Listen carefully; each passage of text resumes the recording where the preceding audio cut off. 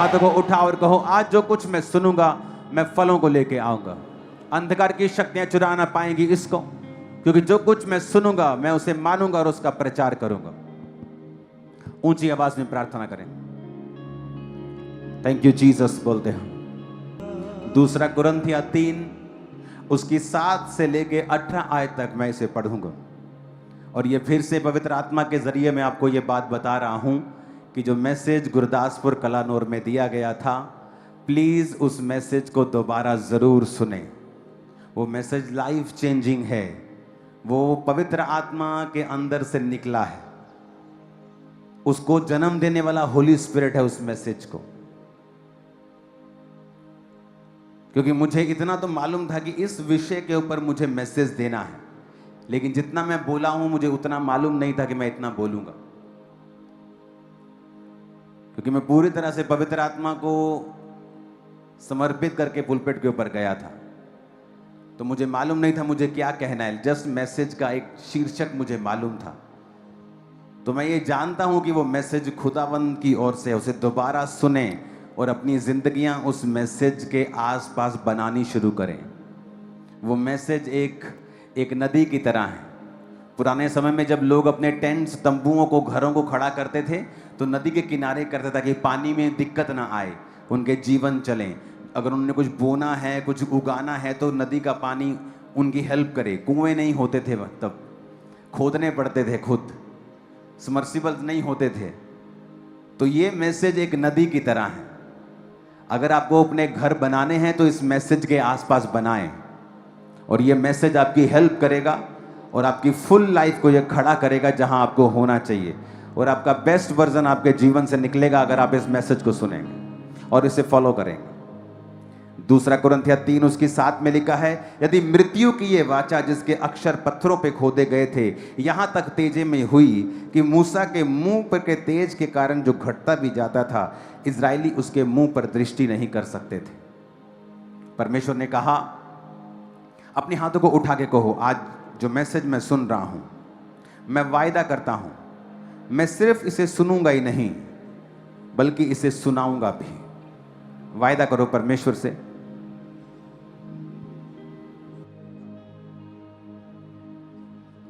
इन Jesus name. उस वचन को मैं चाहता हूं कि ये वचन आप ध्यान से इसे नोट करें। दूसरा कुरिन्थियों 3 7 से 18, रोमियो 12 उसकी 2 आयत, फिलिप्पियों 1 उसकी 6 आयत और कुलस्सियों 3 उसकी 10 आयत। उसमें लिखा कि मृत्यु की वह वाचा जिसके अक्षर पत्थरों पे खोदे गए थे, कि जब मूसा उस आज्ञा को लेकर नीचे आया था, इसकी गूंज कम करो, तो वचन कहता है कि उसके मुंह से तेज निकल रहा था। और जब इजरायलियों ने उसके मुंह की ओर देखा कि इसके मुंह पर से लाइट शाइन निकल रही है, उसका मुंह शाइन हो रहा है, एक शाइनिंग लाइट उसके मुंह से निकल रही है, तो वो डर गए और उसके मुंह को वो देखना नहीं चाहते थे। तो परमेश्वर ये कह रहा है कि अगर वो वाचा जो मौत की वाचा थी, क्योंकि शब्द मारता है, क्योंकि उस वाचा को कोई भी पूरा नहीं कर सकता था, तो सब मौत के नीचे थे। कहता अगर वो वाचा तेजोमय थी तो सोचो वो वाचा जो परमेश्वर यीशु मसीह ने दी वो और भी तेजोमय क्यों ना होगी। 8 में लिखा तो आत्मा की वाचा और भी तेजोमय क्यों ना होगी। 9 में लिखा जब दोषी ठहराने वाली वाचा तेजोमय थी तो धर्मी ठहराने वाली वाचा और भी चमकदार तेजोमय क्यों नहीं होगी। और जो तेजोमय था वह भी उस तेज के कारण जो उससे बढ़कर तेजोमय था कुछ तेजोमय न ठहरा, क्योंकि वह तो जो घटता जाता था तेजोमय था, और वह जो स्थिर रहेगा और भी तेजोमय क्यों ना होगा। अब इस वचन को बड़े ध्यान से हमें समझना पड़ेगा कि परमेश्वर ने हमें क्यों बुलाया है। लिखा 16 आयत में, जब कभी भी उनका हृदय प्रभु की ओर फिरेगा तो वो पर्दा उठ जाएगा। 17 में लिखा प्रभु तो आत्मा है और जहां कहीं परमेश्वर का आत्मा है वहां स्वतंत्रता है। 18 में लिखा परंतु हम जब हम सबके उघाड़े चेहरे से प्रभु का प्रताप इस प्रकार प्रकट होता है जिस प्रकार दर्पण में, तो प्रभु के द्वारा जो आत्मा है हम उसी तेजस्वी रूप में अंश अंश करके बदलते जाते हैं। अब यहां पर उसने कहा कि जब मूसा आसमान में गया और परमेश्वर ने उसे अपने हाथ से लिखी हुई वाचाएं दी, और जब वो नीचे आया तो उसके चेहरे पे इतनी किरणें निकल रही थी कि लोग डर रहे थे उसका चेहरा देखने के लिए। तो वचन में लिखा है कि उसका चेहरा जब देखने में डरने लगे तो मूसा ने अपने चेहरे के ऊपर पर्दा डाल लिया। तो वो पर्दा डाल के अपने चेहरे पे लोगों से बातें करता था, क्योंकि उसका जो तेज था चेहरे के ऊपर वो बहुत ज्यादा था। और धीरे धीरे जब मूसा नीचे रहा पृथ्वी के ऊपर तो वो तेज घटता गया। तो पौलुस ये कह रहा है कि वो तेज जो घटता रहा, क्योंकि वो एक दोषी ठहराने वाली वाचा जब वो मूसा लेके आया वो तब उसको मिला। तो सोचो, जो धर्मी ठहराने वाली वाचा है, जो नया नियम है, जो जीसस क्राइस्ट ने कहा कि अब तुम्हें उस पुराने नियम को मानने की जरूरत नहीं है, मैं उसे खत्म करने नहीं परंतु पूरा करने आया हूं, कि अब तुम्हें बैलों और बकरों का लहू देने की जरूरत नहीं है, अब तुम्हें नए नए चांद और नई नई चीजों को मानने की जरूरत नहीं है, अब मैं आ गया हूं, मैंने अपना लहू तुम्हारे लिए बहाया। एक ही बार में जगत के सारे पापों के लिए मेमने ने अपना लहू बहाया और वो पिता के पास चला गया। इसलिए उसने मरियम से कहा था अभी मुझे मत छू, मैं अभी पिता के पास नहीं गया हूं। और वो पिता के पास अपने ही लहू को लेकर गया और पूरे जगत के लिए अपने लहू को परमेश्वर के सामने चढ़ाया।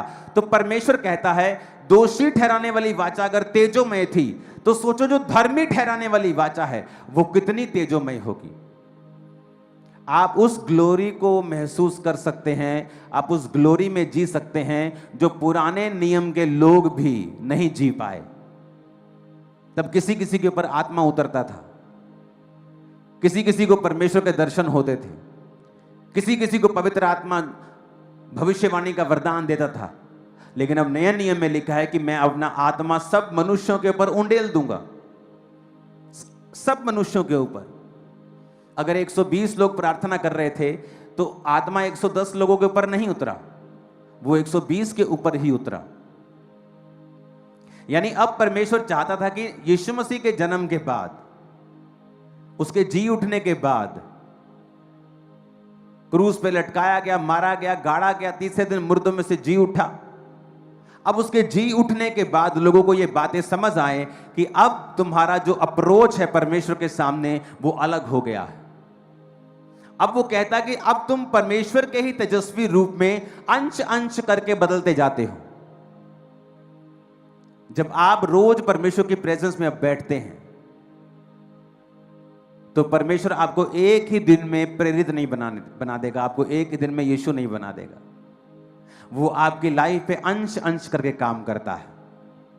एक कमी आपकी लाइफ से वो निकालने के लिए वो आपकी अगुवाई करता है।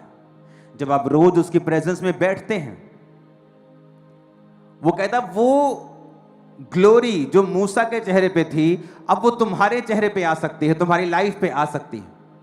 मूसा ने वो ग्लोरी तब पाई जब वो परमेश्वर की हुजूरी में था। कहते वो ग्लोरी तो वो थी जो घटती जाती थी। सोचो वो ग्लोरी जो प्रभु यीशु मसीह तुम्हें देंगे वो तो घटेगी भी नहीं।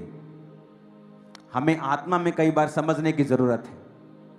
अब यहां पे वो कह रहा है, कभी आपने नोटिस किया जब शादी करके बहुत साल हो जाते हैं, 15-20 साल हो जाते हैं, तो हस्बैंड वाइफ्स की शक्लें भी मिलने लगती हैं एक दूसरे से। कभी नोटिस किया आपने? किसने नोटिस किया? हाथ खड़ा करो, मैं देखता हूं कुछ है मेरे साथ, हाथों को हिलाओ। आप देखना कई बार ध्यान से, उनका स्किन टोन मिलने लगती है। क्यों? क्योंकि वो एक जैसा ही खाना खाते हैं, एक जैसी वातावरण में रहते हैं, सब कुछ एक जैसा ही हो गया है, वो आपस में वो शक्लें भी मिलने लग जाती हैं। वैसा ही सेम जब आप परमेश्वर के साथ समय बिताते हैं, जब आप रोज परमेश्वर की हुजूरी में जाते हैं, आप रोज परमेश्वर के संग बैठते हैं, तो इसमें एक मैसेज परमेश्वर दे रहा है कि अगर मूसा रोज की एक बार परमेश्वर के सामने कुछ दिनों के लिए गया और उसके चेहरे पे किरणें थी, तो परमेश्वर कहता है कि वो जो तुम्हें धर्मी ठहराने वाली वाचा है, जीसस क्राइस्ट का नया नियम, सोचो तुम्हारी जिंदगी कितनी उज्जवल वो करेगा अगर वो मूसा के चेहरे पे प्रकाश ला सकता है दोषी ठहराने वाली वाचा को लेने वक्त। सोचो जीसस क्राइस्ट की वाचा जो तुम्हारे हाथ में है, तुम्हारी लाइफ पर कैसा प्रकाश होगा। और इसका मतलब ये है कि जब हम परमेश्वर की हुजूरी में बैठते हैं, वो क्या करता है? वो हमारी लाइफ से हमें ग्रेस देता है, हमें कंट्रोल देता है, हमारी जिंदगी के ऊपर काम करता है, हमें अपनी कमियों को याद करवाता है, और हम अंश अंश करके, बिट बाय बिट करके, इसीलिए जो क्रिश्चियन जर्नी है, ये जर्नी काली वाली नहीं है, ये आराम से चलने वाली एक लाइन है, जहां आप रोज प्रभु की उपस्थिति में जाएंगे, वो आपके हार्ट से बात करेगा, अंश अंश करके आपको परमेश्वर के रूप में बदलेगा। आपका जीवन भी जिस परमेश्वर के जैसा होना शुरू हो जाएगा।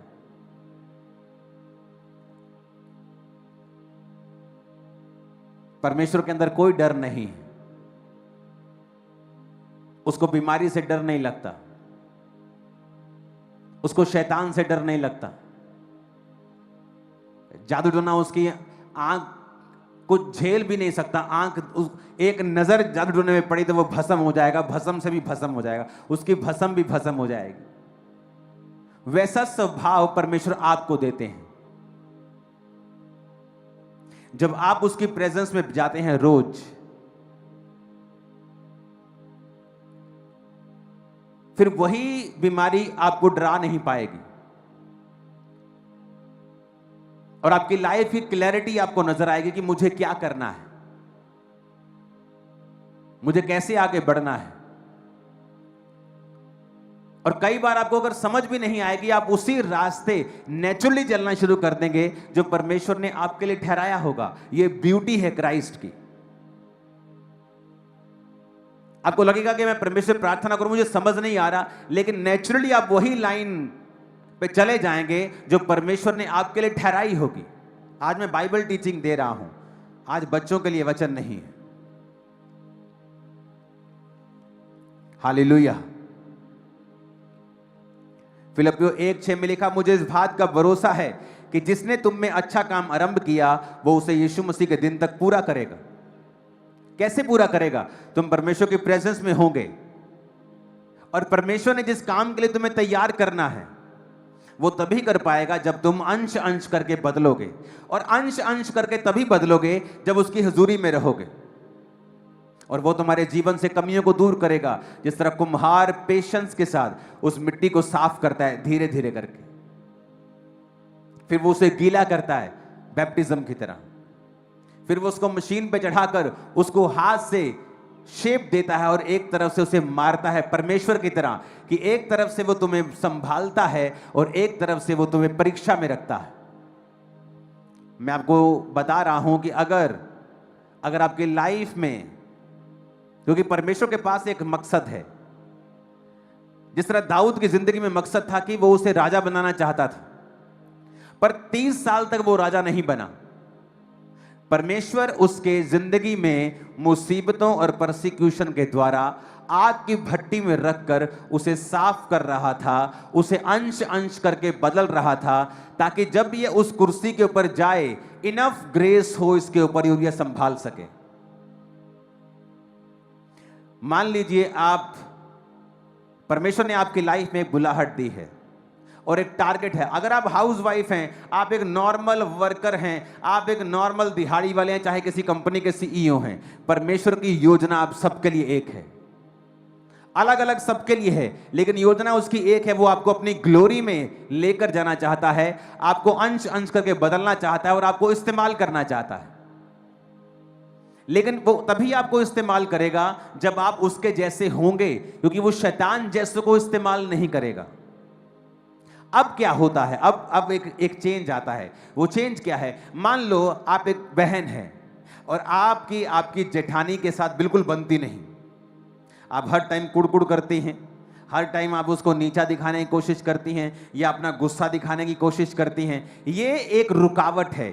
परमेश्वर कहता, मैं अंश अंश करके तुझे अपने तेजस्वी रूप में बदल दूंगा। फिर क्या होगा? फिर वो होगा जो परमेश्वर ने आपकी लाइफ के लिए सोचा हुआ है कि मैं इसको इस स्थान पे लेके जाना चाहता हूं। मैं इसको उस आत्मा में यहां लेके जाना चाहता हूं, उसके बाद मैं इसकी जिंदगी में बरकत दूंगा और अपनी योजना पूरी करूंगा।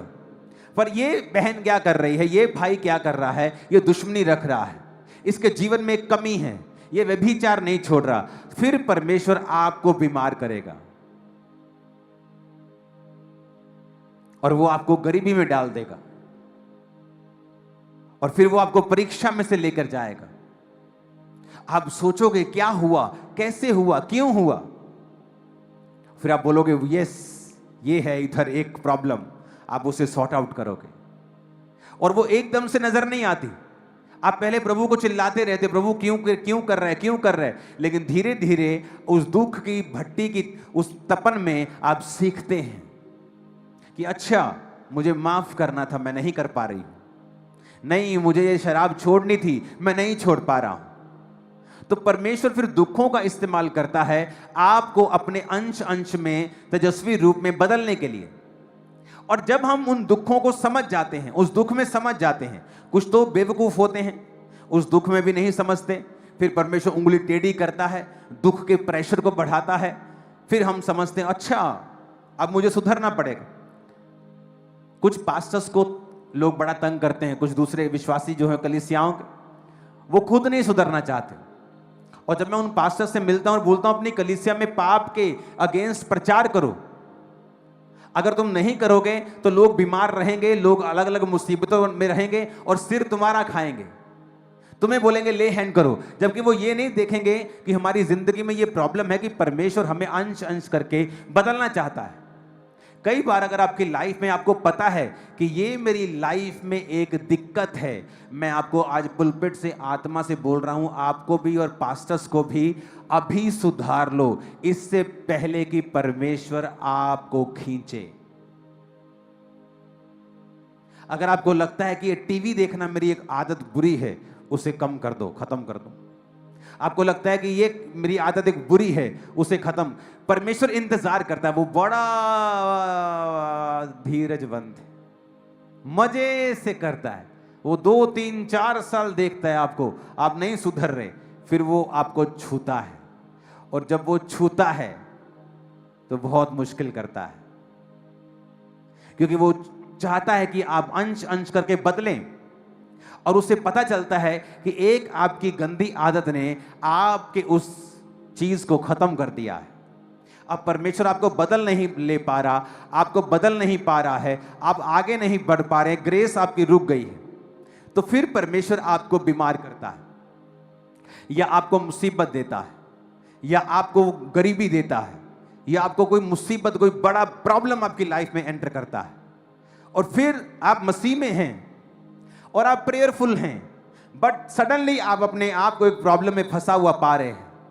और यह समय होता है जब परमेश्वर धीरे धीरे धीरे आपको रियलाइज करवाता है कि ये प्रॉब्लम तेरी लाइफ में, ये दिक्कत थी, देख तुझे इतना मौका मिला, 6 महीने मिले, साल मिला, तुझे मालूम था 1 साल से कि ये मेरी लाइफ की कमजोरी है, 2 साल मिले, 3 साल, तू नहीं सुधरा। तब परमेश्वर को वो काम करना पड़ा आउट ऑफ लव, क्योंकि वो तुम्हें नाश होता हुआ देखना नहीं चाहता है। अगर आप एक विश्वासी हैं और अगर आपके साथ ये हो रहा है तो शुक्र मनाओ, क्योंकि परमेश्वर ने आपको त्यागा नहीं है, वो आपसे प्यार करता है। और अगर आप एक विश्वासी हैं और आपके साथ ऐसा नहीं हो रहा है गलती करने के बावजूद, you are in a very dangerous place. आप एक बहुत डेंजरस प्लेस पे हैं, क्योंकि परमेश्वर आपको सुधार नहीं रहा तो वो आपको नाश करेगा पूरी तरह से। ये उसकी दूसरी साइड है, मैं आपको बता रहा हूं। अगर उसने आप पर गिव अप कर दिया है ना, लोग बोलते परमेश्वर गिव अप नहीं करता, वो छोड़ दो इस बात को, परमेश्वर बहुत महान है। किसी पास्टर ने प्रीच किया और मुझे इतनी जलन हुई अंदर से। ये जो फेक लोग होते हैं ना, फेक पास्टर्स, फेक प्रॉफिट्स, ये वचन को भी तोड़ मरोड़ के अपने मुताबिक पेश करते हैं, क्योंकि उन्होंने अपने आसपास के जो लोग होते हैं ना, उनमें कुछ गड़बड़ें करनी होती हैं ताकि वो दोषी न ठहरे और सब उनको अच्छी निगाह से देखें। और उसने कहा कि परमेश्वर के पास आपके लिए प्लान्स हैं। If you fail in one plan, he has another plan. That's a biggest joke, rubbish. ऐसा नहीं है, ये बकवास है, ऐसा बिल्कुल नहीं है। परमेश्वर के वचन में मिलावट करनी बंद कर दो। परमेश्वर के पास आपके लिए एक ही योजना है, ओनली वन प्लान। अगर आप उस प्लान से फिरते हैं, उसके पास आपके लिए कोई दूसरा प्लान नहीं है। प्लान एक ही है। अगर परमेश्वर ने योना को कहा कि तू निनवे जाएगा, प्लान वही है। योना फंसा, योना मछली के पेट, योना फंसा, योना मछली के पेट में गया, योना तौबा की, योना को फिर वही फेंका प्रभु ने। कहता यही प्रचार कर बेटा, यहां ही तेरी बुलाहट है। Not many plans, only one plan. अब वो तुम्हारे ऊपर है, तुमने वो प्लान जूतियां खा के, पत्थर चाट के पूरा करना है, दुखी होके, बीमार होके, कलेशों में जाके, संकट में पड़ के यू होना है, तो वो तुम्हारी मर्जी है। बहुत से लोगों से मैं अपनी लाइफ में मैं मिला हूं। बहुत से लोगों को मैंने बोला है यहां शादी मत कर, अगर तू यहां शादी करेगा करेगी तेरी सेवकाई खत्म हो जाएगी। वो सेवकाई खत्म है आज उन लोगों की, टैलेंटेड लोगों की। उन्हें लगा वो अपने टैलेंट से, टैलेंट से नहीं, कॉलिंग से, और वो कॉलिंग परमेश्वर आपको एक जगह ही देता है, आप 10 जगह नहीं बुलाए गए। आप वो प्लान मिस करते हैं तो आपके ऊपर है। आप उस प्लान पे स्टक रहेंगे सालों साल, वो सालों साल वेट करता है। 20-20 साल मैंने लोगों को उसी पोजीशन पे देखा है, जहां गिरे वहीं पड़े रहे, जब तक उन्होंने फैसला नहीं किया हां हम वापस जाएंगे उसी ग्लोरी में। अब आपके ऊपर है। आपको प्लान समझ आ गया कि परमेश्वर मेरे को अंश अंश करके बदलना चाहता है। उसे दिक्कत नहीं, आपकी लाइफ में बड़ा गुनाह है, छोटा गुनाह है, बड़ा भारी, आप बार बार गलती कर रहे हैं, उसे प्रॉब्लम नहीं है। वो चाहता बस उसे खत्म कर दो, अंश अंश बदल जाओ, बदल जाओ, दैट्स इट। वो कोई भी गलती हो सकती, उसे छोड़ दो।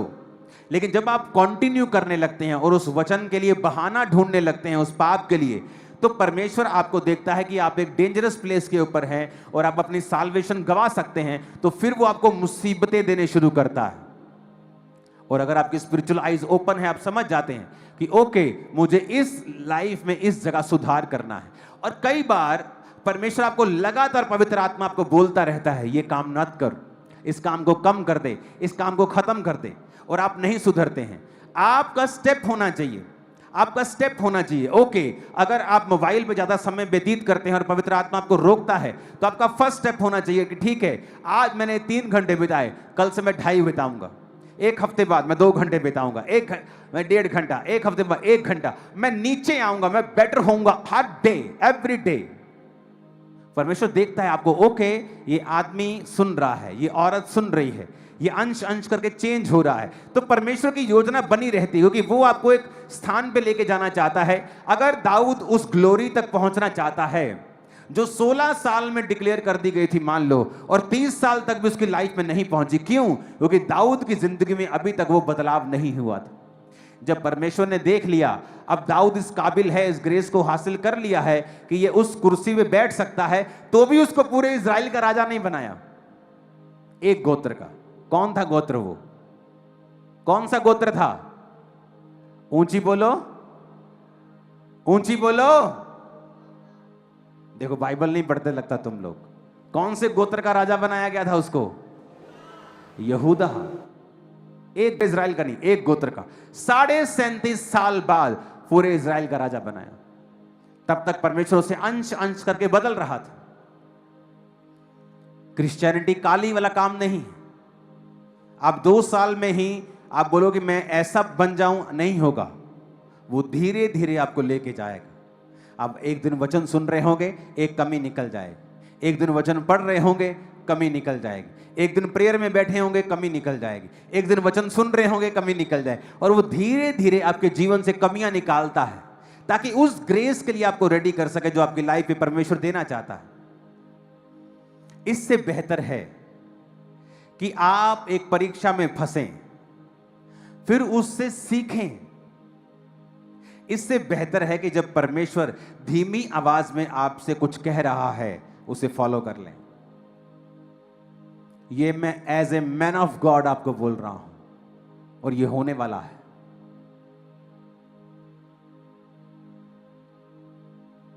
ओके?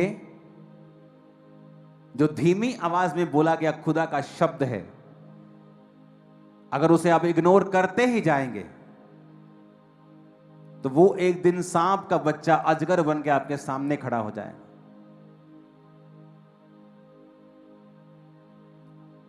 जब यीशु ने चंगा किया 38 साल के रोगी को और कहा फिर से पाप मत करना, तो उसने ये नहीं कहा प्रभु कौन सा पाप, उसे पता था कौन सा पाप। अगर मैं आपको बोल रहा हूं कुछ छोड़ना है तो आपको पता है क्या छोड़ना है।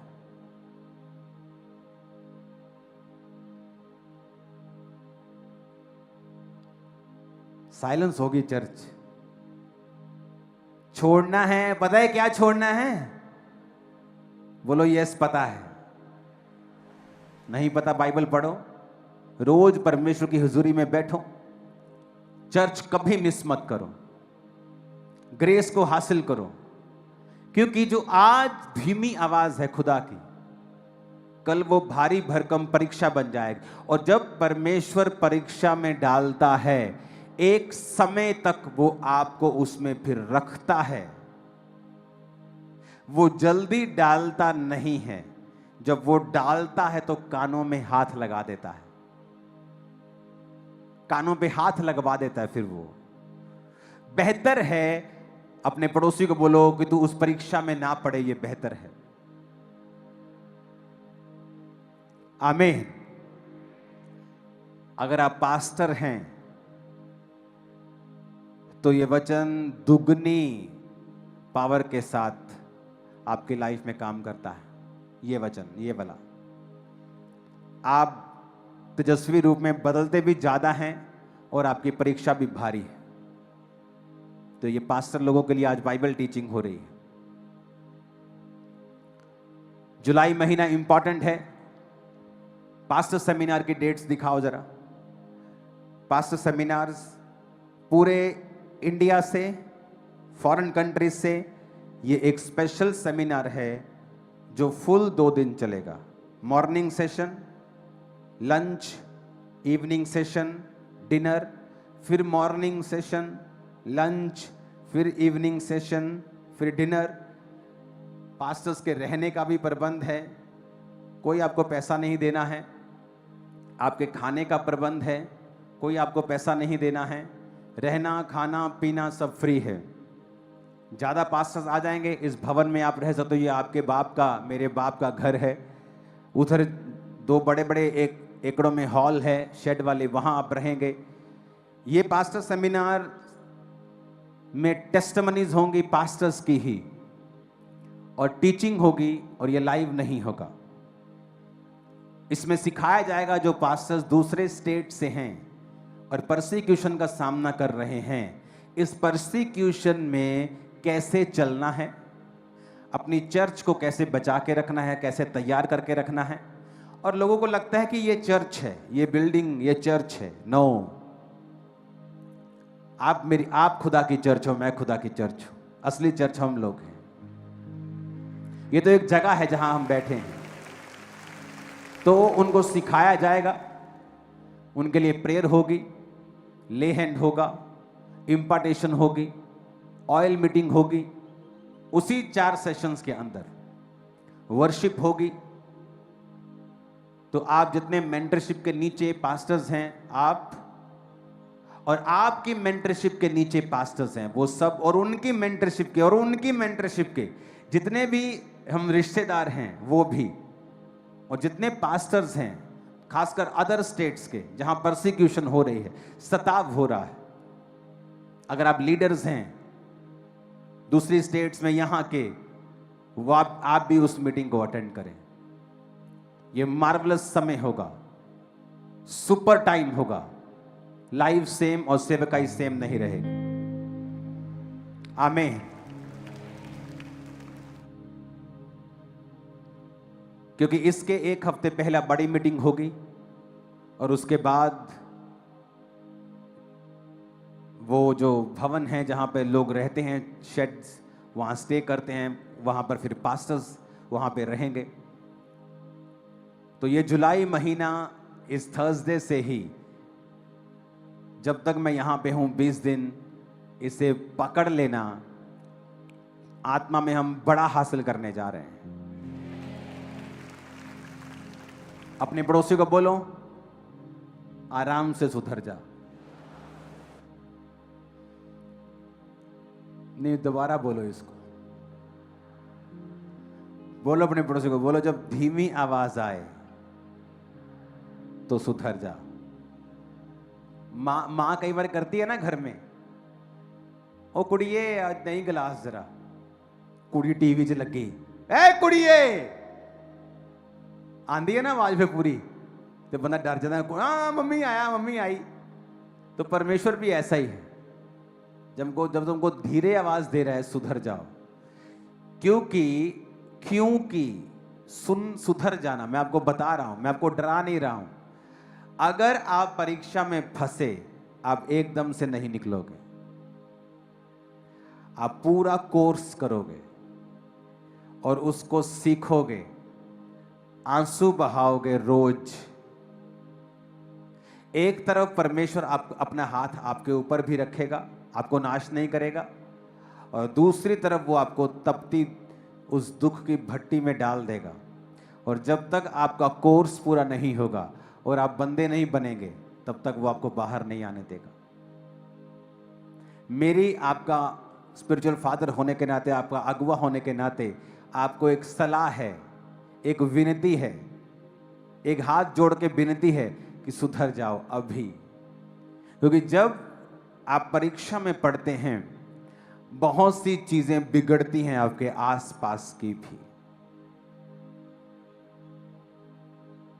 फिर वो सुधर भी जाती हैं, लेकिन आपको बहुत चीजों को सहन करना पड़ता है।